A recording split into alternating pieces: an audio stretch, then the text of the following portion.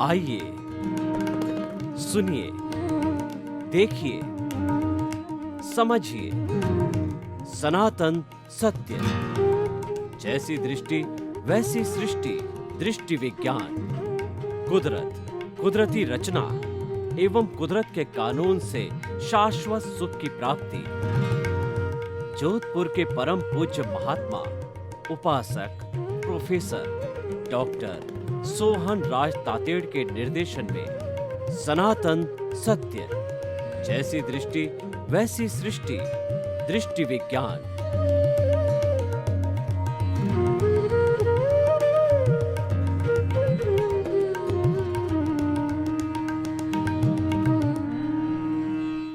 भाइयों और बहनों, मातृशक्ति को नमन। आज का बहुत सुंदर विषय सृष्टि का संचालन किन नियमों से होता है। सृष्टि को कहते हैं ब्रह्मांड, विश्व, लोक, प्रकृति, एनवायरमेंट।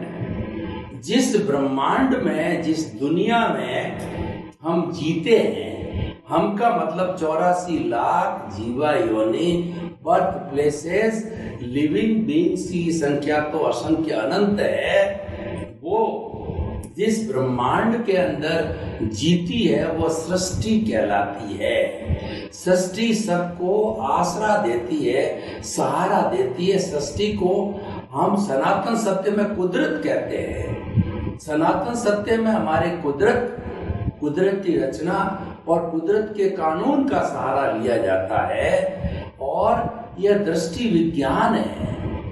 दृष्टि विज्ञान का अर्थ है रियल पुरुषार्थ। रियल पुरुषार्थ का अर्थ है कि आपकी जो रॉन्ग बिलीफ है, आप जो गलत दिशा में सोच रहे हैं, उसको सही दिशा के अंदर हम लाते हैं। न हमारे पास जादू है, न कोई टोना है, न कोई मंत्र है, न कोई धर्म है, और न कोई ईश्वर नाम भक्ति किसी से नहीं जुड़ा हुआ है। हमारा यह जो कार्यक्रम है वो सीधा कुदरत से जुड़ा हुआ है। और nature is supreme, nature is the mother, we are the guest of the nature. सारे संपूर्ण जगत का संचालन करने वाली नेचर है। तो आज का हमारा एपिसोड ये है, आखिर इतनी बड़ी प्रकृति का संचालन किन नियमों से होता है। सृष्टि का रचयिता कौन है, इस संसार का रचयिता कौन है। बहुत ही सुंदर एपिसोड है और ये हमको समझना चाहिए, इसका रचयिता कोई ईश्वर नहीं है। कुछ लोगों की अपनी मान्यता है कि ये दुनिया ईश्वर के द्वारा चलाई जाती है। ईश्वर की मर्जी बिना पत्ता भी नहीं हिलता है। हम किसी भी मान्यता का तिरस्कार, असम्मान नहीं करते हैं। हम तो प्राणी मात्र के भीतर विराजमान शुद्ध आत्मा भगवान को दिव्य दृष्टि से और निर्दोष दृष्टि से दर्शन कर उसको नमन करते हैं। हम सामान्य जीवन वाले पक्ष के व्यक्ति हैं। किसी का भी तिरस्कार, निंदा, असमान भेदभाव में विश्वास नहीं रखते हैं, क्योंकि प्रकृति किसी में भेदभाव नहीं करती है। तो आइए हम देखें कि किन तत्वों के द्वारा जो है यह प्रकृति का संचालन हो रहा है। तो वो तत्व हम आपको बताना चाहते हैं कि वो मुख्य 6 तत्व है। कौन कौन से 6 तत्व है वो पहले मैं आपको बताना चाहता हूँ, फिर व्याख्या करूँगा और फिर वो किस तरीके से संचालन होता है यह मैं बताऊँगा। तो हमारे सृष्टि के अंदर कुल 6 तत्व है। पहला तत्व है जीव। जीव का अर्थ होता है सजीव, जिसमें आत्मा होती है, जिसको एनिमेट कहते हैं, जिसको लिविंग बीइंग कहते हैं। और जो दूसरा तत्व होता है जड़, जिसको पुद्गल कहते हैं, मैटर कहते हैं, और वह जो है वह इस जीव तत्व का साधन है, जीव तत्व के लिए उपयोग में आता है। और तीसरा जो तत्व है कि जब ये जीव और अजीव दोनों में से कोई भी मोशन करना चाहता है, क्योंकि जीव अजीव बिना मोशन के कभी नहीं रहते हैं, मोशन करते ही रहते हैं। जैसे मैं विचार करता हूँ, ये भी एक मोशन है, हाथ हिलाता हूँ, यह भी एक मोशन है। और मेरे शरीर के अंदर, हर लिविंग बीइंग के शरीर के अंदर जो पंचेंद्रिय मनुष्य है, उसके भीतर जितने भी सिस्टम काम करते हैं वह भी मोशन है। और उसके अलावा जो मोशन तत्व है, चाहे जीव का है चाहे अजीव का है, वो कभी मोशन के अंदर है और वह स्थिर होना चाहता है, तो उसको स्थिति सहायक कहते हैं, उसको रेस्ट तत्व कहते हैं। और उसके बाद में टाइम तत्व है, जो कि हमें समय बताता है। और स्काई तत्व है, आकाश तत्व है, जो अवगाहना देता है। इस तरीके से ये 6 तत्व मिलकर के सृष्टि का संचालन करते हैं।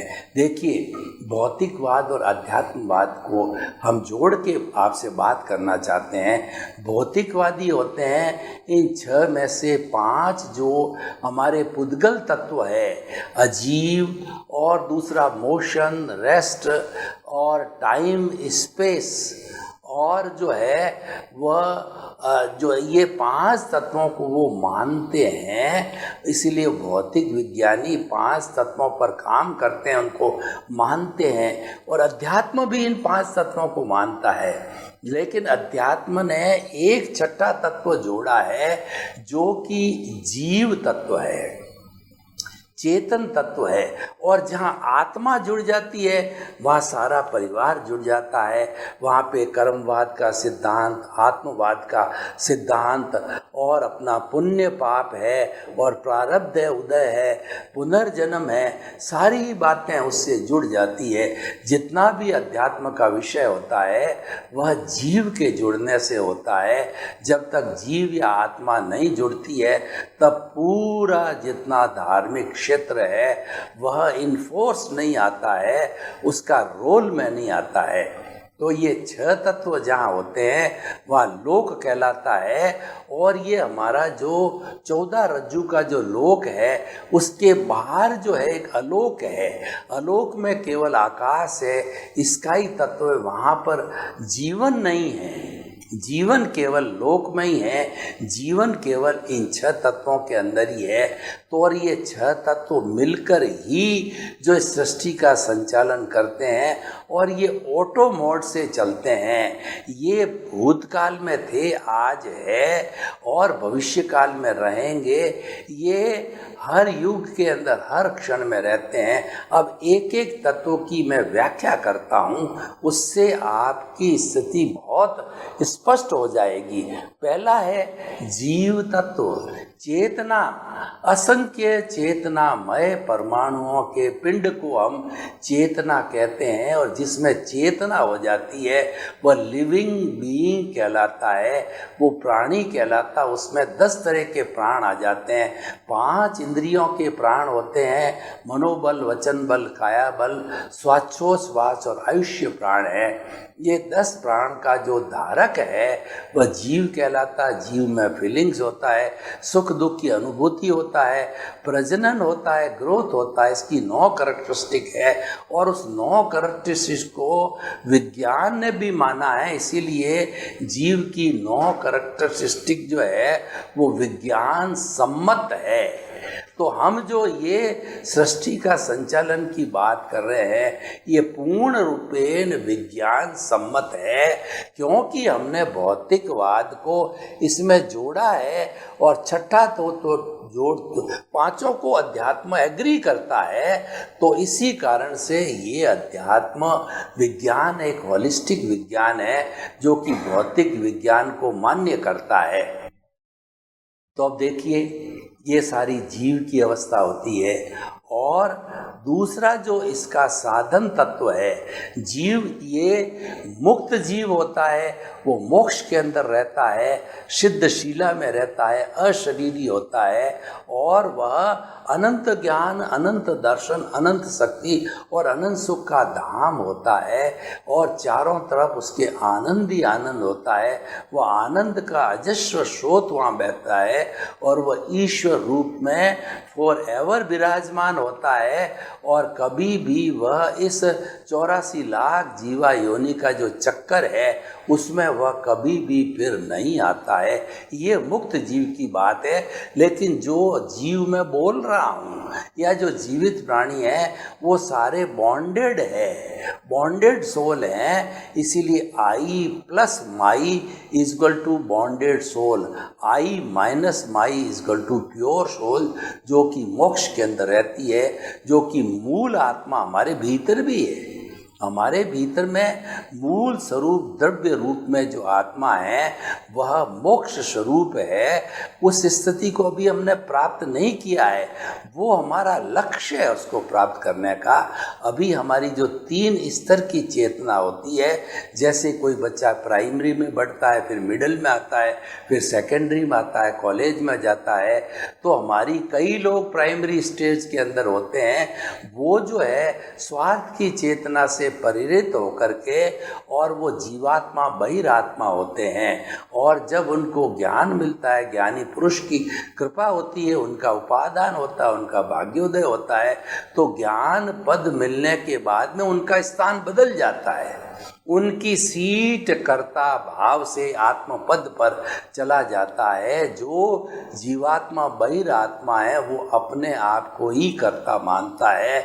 और जो ही ज्ञानी जो है उसकी भ्रांति को तोड़ देता है, उसके जो अनंतानुबंधी कषाय को भस्मीभूत करता है, उसको जब सद्ज्ञान आ जाता है गुरु के द्वारा, तब वो सद्ज्ञान होने के कारण जो है वह जो है आत्मपद पर आ जाता है। यानी वो परार्थ की चेतना में चला जाता है और परार्थ की चेतना में विकास करते करते अपने मूल स्वरूप जो भीतर है उसको प्राप्त करता है। तो हमारे जीवन का उद्देश्य है अपने स्वरूप को प्राप्त करना। अपने स्वरूप को प्राप्त करने का अर्थ यह है कि जो जड़, तो ये जो साधन है, ये शरीर मिला है, पिछले जन्म के कर्म के भुगतान के लिए मिला है, और मूल स्वरूप की आत्मा तो मुक्ति वाली आत्मा है। उसके बीच के अंदर अनादि अनंत काल से अज्ञान आ गया है, मिश्र चेतन आ गया है, वो फेविकॉल आ गया है, उसको हटाना वो हमारा रियल पुरुषार्थ है। कषाय शुद्धि ही जो है वो वास्तविक शुद्धि है। तो इसीलिए हमें कषाय की शुद्धि करनी होती है।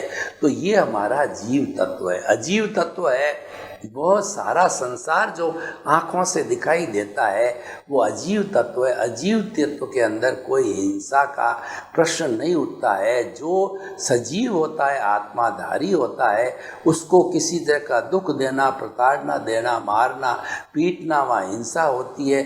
लेकिन अजीव के अंदर कोई हिंसा नहीं होती है, क्योंकि अजीव जो होता है उसमें प्राप्ति होती है। आहार प्राप्ति, शरीर प्राप्ति, इंद्रिय प्राप्ति, भाषा प्राप्ति, मन प्राप्ति और स्वास्थ्योस्वाद प्राप्ति। मन प्राप्ति और उसके बाद के अंदर स्वास्थ्योस्वाद प्राप्ति है।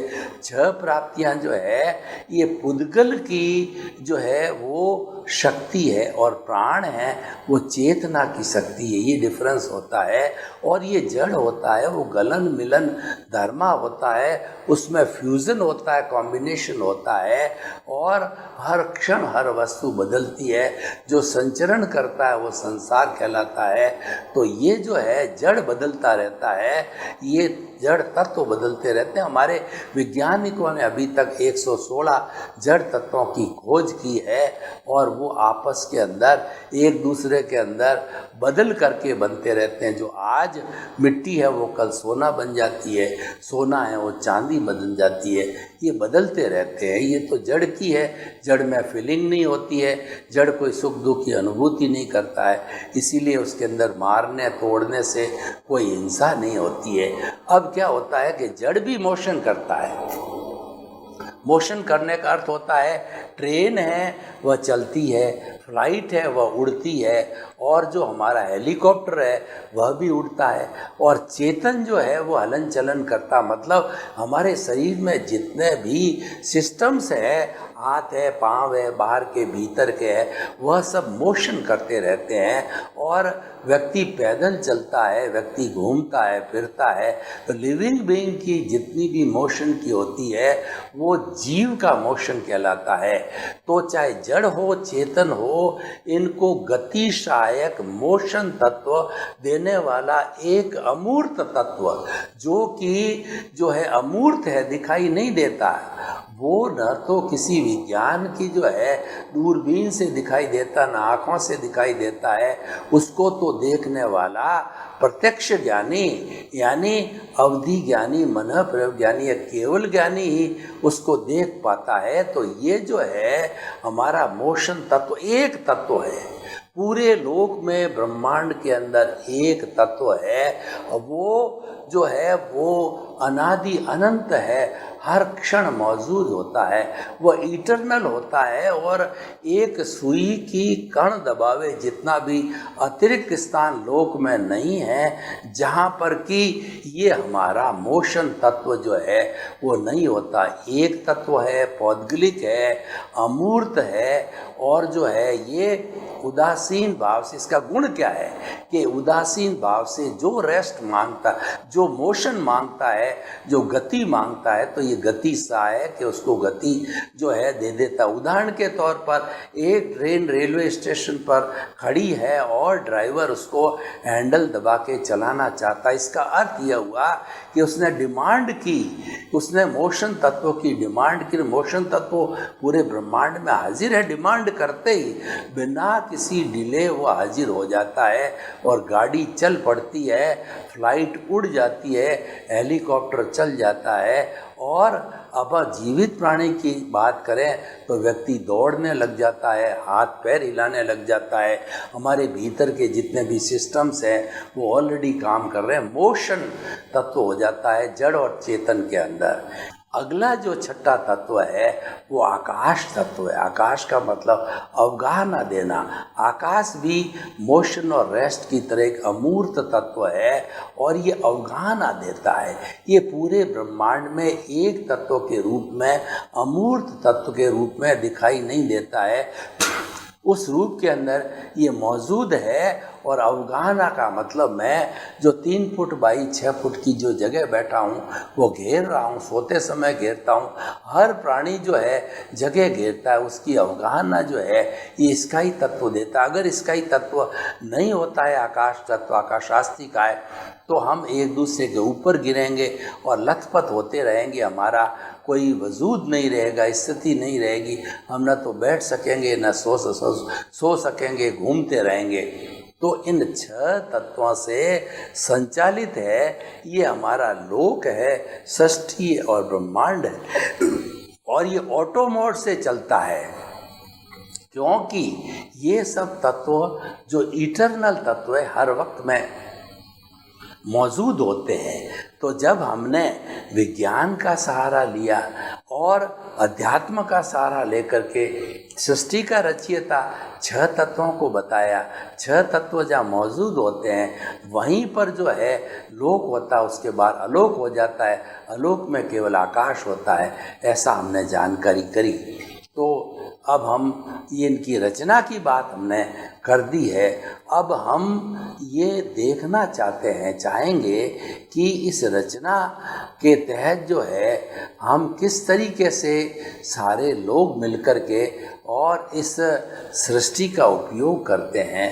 तो ये सारे जो तत्व है जिसके अंदर चाहे एक जो है हमारा चेतन तत्व है, तो चेतन तत्व है वो कर्मों के भुगतान के लिए इस सृष्टि में घूमता रहता है, क्योंकि वह जो है मन वचन काया की क्रिया करता है और क्रिया करके वो कर्मों का अर्जन करता है, वो कॉजेस डालता है, और कर्मों के अर्जन के बाद में जो है उन कर्मों का छूटना भी जरूरी है। है, क्योंकि अगर कर्म जो है शून्य नहीं होंगे तो व्यक्ति कभी भी मुक्ति की अवस्था को नहीं जा सकते और ईश्वर का कॉन्सेप्ट है वो खत्म हो जाएगा। तो हम देखते हैं कि इसमें से हमारे कितने ये सारे जितने भी जड़ तत्व 5 है वो चेतन के उपयोगी तत्व है, और जड़ तत्व है वो चेतन का बहुत बड़ा जो कहना चाहिए उपयोगी या सहायक तत्व। हमारा जितना भी भोजन है, रोटी, कपड़ा, मकान, शिक्षा, चिकित्सा, जितनी भी सुविधाएं हैं ये हमारी जड़ तत्व से जो है पूर्ति होती है। इसीलिए जड़ तत्व हमारा बहुत उपयोगी तत्व है, उसको हम इग्नोर नहीं कर सकते हैं। जड़ के बिना हमारा एक काम भी नहीं हो सकता। जो जड़ तत्व है वह चेतन को कहता है कि हे तत्व, हे चेतन, मुझे तुम्हारी कोई जो है वो गरज नहीं है, तुम तो तान तान के मुझे बुलाते हो अपने काम के लिए, तो इसीलिए तुम्हारे को मेरी गर्ज है, मुझे तुम्हारी गर्ज नहीं है। क्योंकि मन वचन की क्रिया से जो है ये 5 इंद्रियां से जो है चतुष्पर्शी पुद्गल भीतर खींचे जाते हैं, और भीतर में हमारा राग द्वेष है उनको प्रेषित कर देते हैं, और राग द्वेष कॉजेस डालते ही जो है ये राग द्वेष जो है बढ़ता रहता है, इसका घनत्व तो बढ़ता है, वॉल्यूम बढ़ता है, और ये बढ़ता ही जाता है। तो ये सारा जो है इस सृष्टि के इन सभी जो है कंपोनेंट्स घटक से के बिना हमारा काम नहीं चल सकता। तो हमारे वो परम उपयोगी है, वो परम हितैषी तत्व है, और उन तत्वों से ही जो है हमारा सारा काम होता है। उदाहरण के तौर पे देखिए, आप मेरे को बताइए कि इन 6 तत्वों के बाहर क्या चीज़ रह गई जिससे कि हमारा जो है वह काम नहीं चल सकता है। सब कुछ इन 6 तत्वों के अंदर विभाजित हो गया। तो हमें इस सृष्टि के इस नियम को जो है बहुत श्रद्धापूर्वक स्वीकार करना चाहिए कि सृष्टि की रचयिता ये 6 तत्व है। इन 6 तत्वों से मिलके ही इस सृष्टि का संचालन होता है, और सारा संचालन ऑटोमेटिक होता है। इसमें कोई व्यक्ति नहीं बैठा है कि आप डिमांड करो और वह भेजे। उस तत्व की आपकी डिमांड के अनुसार वो कोई आपको तत्व भेजे, ऐसी बात नहीं है। हर तत्व जो है इसके अंदर मौजूद है, वो उपयोग आपको करना है उस मौजूदगी का। वो तो आप जो ही उदासीन भाव से डिमांड करोगे वहाँ पर ये तत्व जो है मौजूद रहते हैं। तो आइए हम निष्कर्ष के ऊपर इस बात को देखें कि इन 6 तत्वों की रचना से जो सृष्टि का संचालन क्या वास्तव के अंदर ये सही मुद्दा है। तो हम कह सकते हैं कि ये बिल्कुल सही परिकल्पना है, और ये परिकल्पना हमको बताइए तीर्थंकर भगवान ने। तीर्थंकर भगवान होते हैं, उनके पास में केवल ज्ञान होता है, यानी वो भूत भविष्य और वर्तमान की और जीव और जड़ की कोई भी अवस्था के बारे में वो सब जानते हैं। तो उन्होंने अपने ज्ञान से हमको ये बताया है। तो जो है वो तीर्थंकर भगवान की कही हुई बात कभी भी गलत नहीं होती है, तो वो श्रद्धा गम्य होती है। इसीलिए हम जो है सृष्टि की इस रचना को बड़ी श्रद्धा के साथ के अंदर धारण करते हैं, और उसी के अनुरूप जो है हम अपने जीवन को चलाते हैं। तो देखिए कि इन 6 तत्वों की रचना से जो है कितनी एक बहुत बड़ी जो कहना चाहिए टेक्निक कहिए, मेथडोलॉजी कहिए, या बहुत बड़ी चीज़ है वो हमारे को मिली है। हमें इसका सदुपयोग करना चाहिए, हमें इसको जीवन का अंग बनाना चाहिए कि किस तरीके से सृष्टि अपना काम करती है। तो क्या हम भी अपने ऑटो मोड से इस जीवन को संचालित नहीं कर सकते हैं क्या?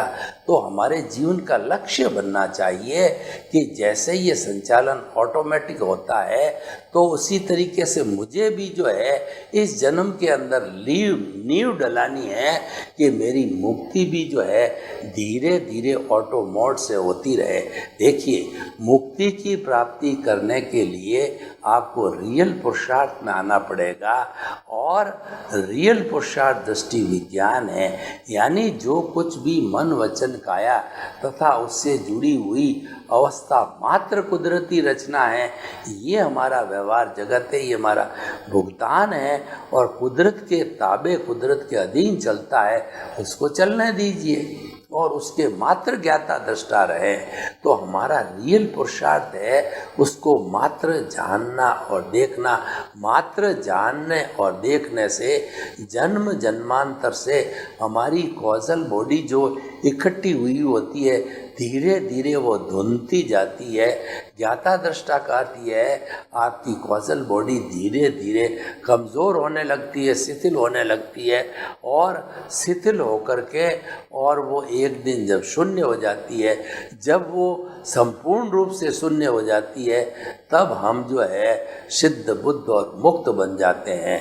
तो सारा जो है सिस्टम जो हमारा ये है वो हमें मुक्ति की ओर ले जाने वाला सिस्टम है। तो आप इस रचना का जो है आदर कीजिए, इस रचना को स्वीकार कीजिए, हृदयंगम कीजिए और आत्मसात कहिए कि अगर आपको मुक्ति जाना है तो इस रचना के माध्यम से ही पॉसिबल है, इसके बिना पॉसिबल नहीं है। तो इस तरीके से हमने एक जगत के व्यवहार को भी देखा जिसको लोक व्यवहार कहते हैं, और एक दूसरा निश्चय का जगत है, आध्यात्मिक जगत है, उसको भी हमने देखा।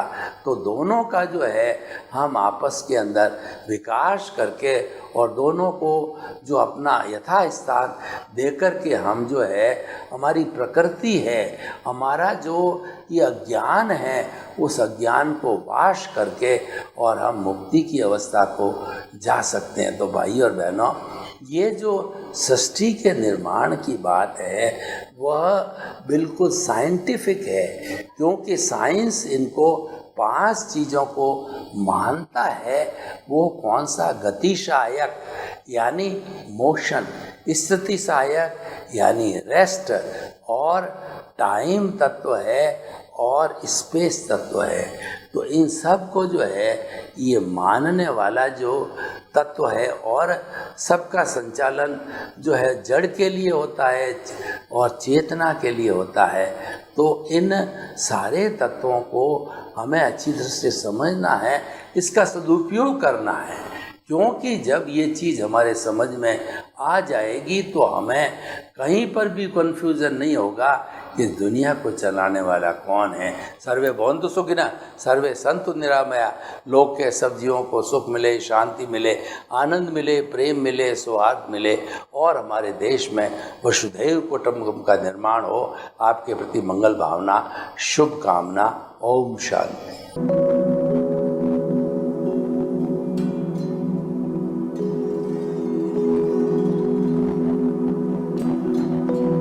एक ऐसा अंतर्राष्ट्रीय ख्याति प्राप्त मानव जो गुरु प्रेरणा से पिछले 20 वर्षों से वानप्रस्थ जीवन जीते हुए 24 घंटे मानवता की सेवा में संलग्न है। एक ऐसा मानव जो अभी राष्ट्रीय, अंतर्राष्ट्रीय टीवी चैनलों पर 7,500 एपिसोड के माध्यम से सनातन सत्य, आत्मविज्ञान एवं पुनरुत्थान, व्यवहार एवं निश्चय जगत के जीवनोपयोगी विषयों पर हृदय स्पर्शी प्रवचन कर चुका है।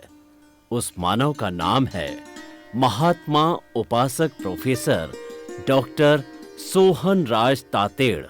प्रोफेसर तातेड़ द्वारा योग, दर्शन, शिक्षा विषयों पर रचित पीएचडी स्तर के 250 शोध ग्रंथ भारत के 100 प्रतिष्ठित विश्वविद्यालयों में शोधार्थी पढ़ रहे हैं तथा वे सभी शोध ग्रंथ वहां की सेंट्रल लाइब्रेरियों में उपलब्ध हैं। महात्मा सोहन राज ने अभी तक हजारों स्कूलों, कॉलेजों, विश्वविद्यालयों एवं संस्थाओं में सेमिनार, वर्कशॉप, कैंप लगाकर लाखों विद्यार्थियों को योग, दर्शन, शिक्षा का प्रशिक्षण देकर उन्हें सुसंस्कारित किया। डॉक्टर तातेड़ ने भारतीय संस्कृति उत्थान के 4000 से अधिक समसामयिक विषयों पर आर्टिकल लिखकर ऑनलाइन जर्नल, पत्रिकाओं, वेबसाइट्स पर प्रकाशित किया, जिसका उपयोग लाखों पाठक कर रहे हैं।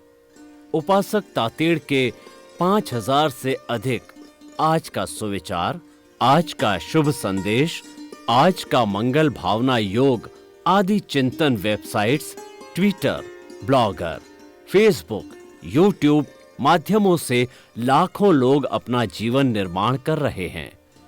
मानवता के मसीहा ऐसे महामानव महात्मा सोहन राज तातेड़ के प्रोफाइल को अभी तक विश्व के 20 लाख दर्शक यूट्यूब पर, 12 लाख गूगल पर एवं लाखों दर्शक फेसबुक, ब्लॉगर, ट्विटर और इंस्टाग्राम पर देख चुके हैं।